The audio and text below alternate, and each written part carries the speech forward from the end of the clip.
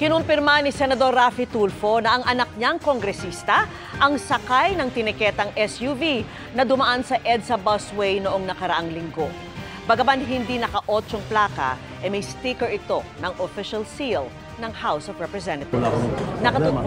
At naka-8 bang plaka niya? Hindi. Regular plate lang, sir, parang regular.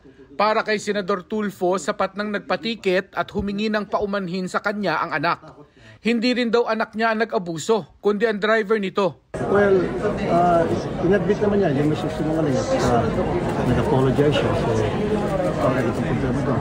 As long as hindi siya tumakas, hindi siya gumamit ng plaka, 8, which karapatan niya gumamit, pero hindi siya gumamit.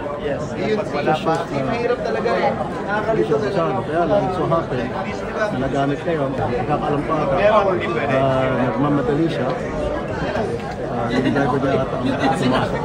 Pero pinagalitan daw ng senador ang anak na kinumpirma niyang sakay ng sasakyan nang mahuli ito. At pinagalitan ko siya. Pinagsabihan ko po. Yung anak niyo, sir, ang pinagalitan? Pinagalitan ko, nag-sorry sa akin. Sabi ko, mag-apologize ko sa anak. And that's it. So, sir, sino po yung kasama sa convoy aside from